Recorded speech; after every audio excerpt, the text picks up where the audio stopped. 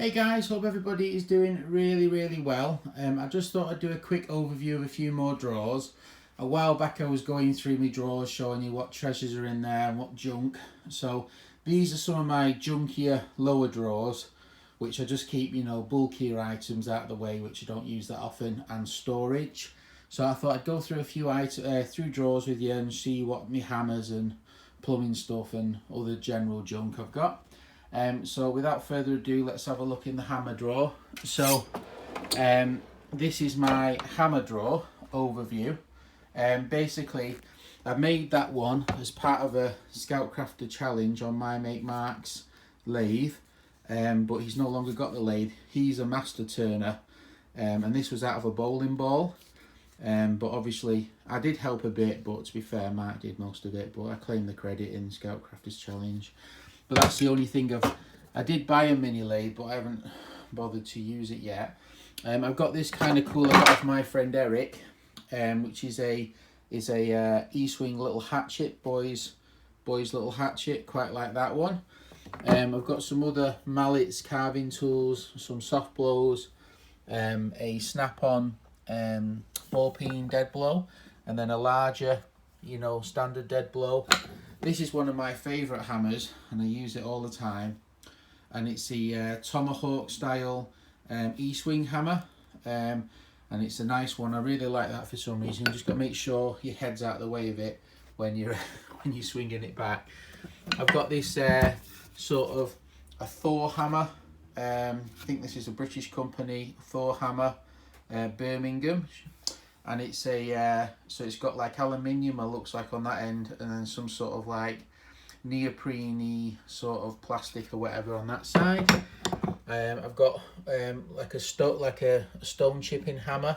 I believe this one is for leather work, possibly for folding leather into seams or something. I believe it's some sort of leather working tool, but I might be wrong. We've got a little graphite one, sledgehammer. This is massive, this one. This is absolutely huge compared to like an ordinary size hammer. This is a massive ball peen. So I got that one quite recently. We've got some metal working tools just here. These are for lead working, for working on your roof or forming lead. We've got some dollies, which are always useful. For beating against, some more sort of worse for wear dead soft blow.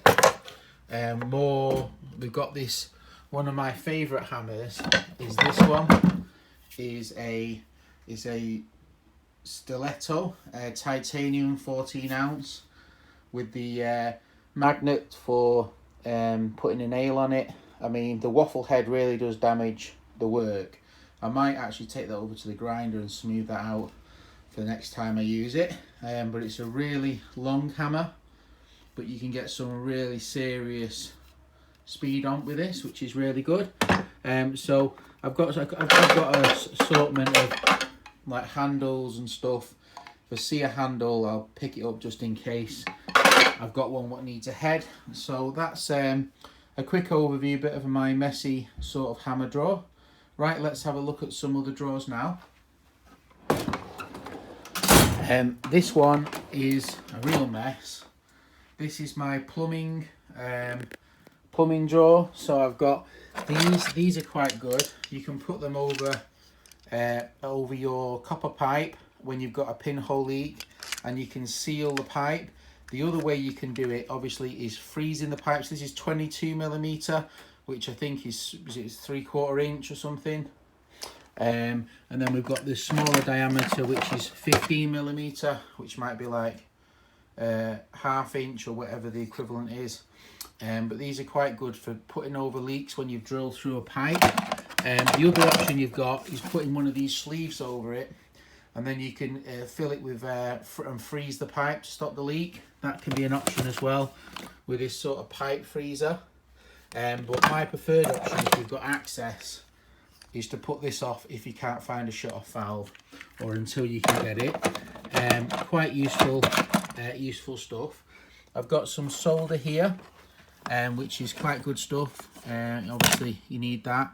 I've got some just bigger valves, Boss White, which is our like compound for putting on threaded fittings, copper fittings.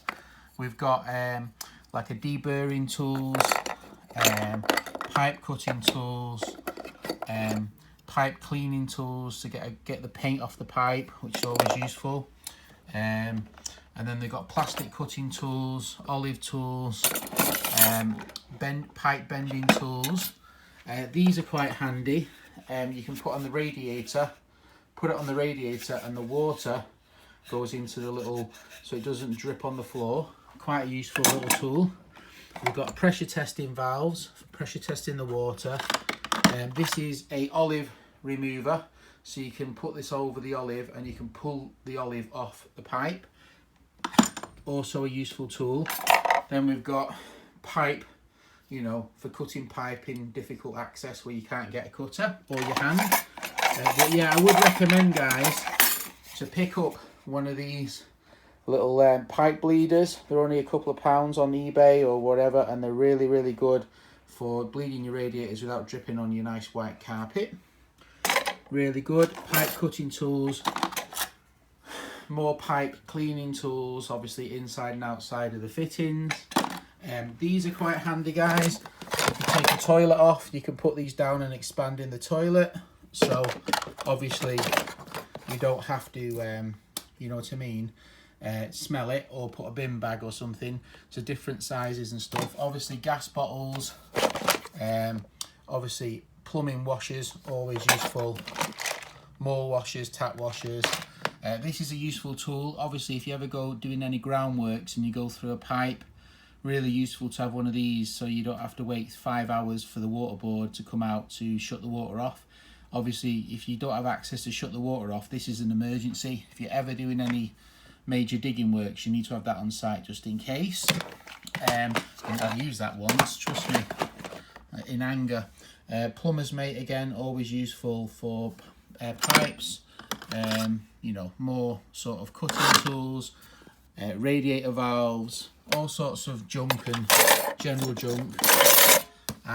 This is quite a useful tool also for cutting olives off pipes.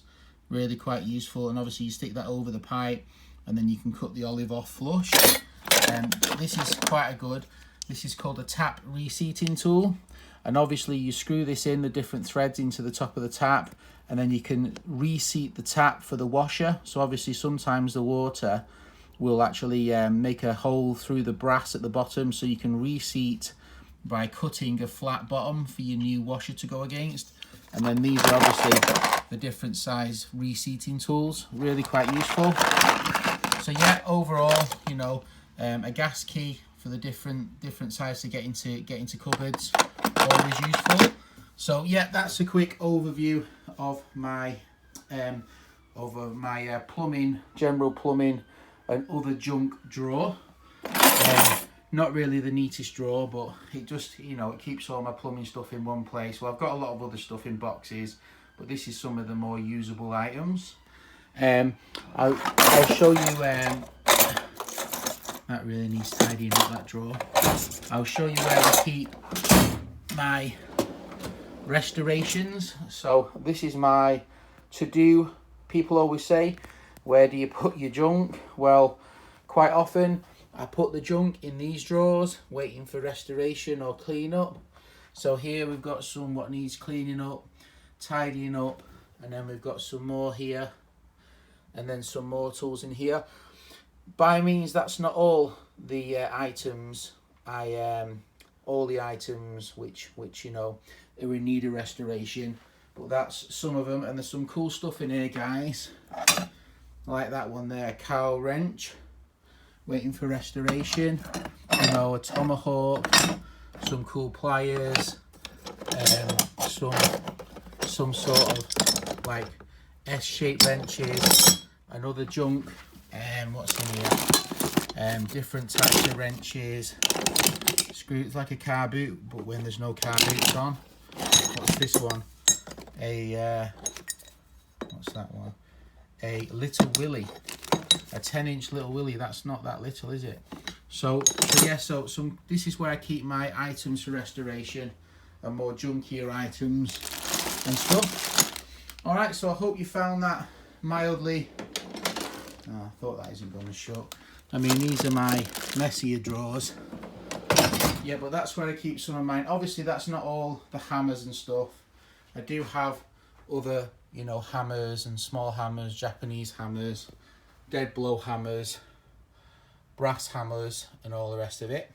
Alright guys, so thanks for watching. Hopefully you found that mildly interesting looking through the junk drawers. Sorry about the shaky camera, but it's just my mobile phone. Alright, take care. Bye.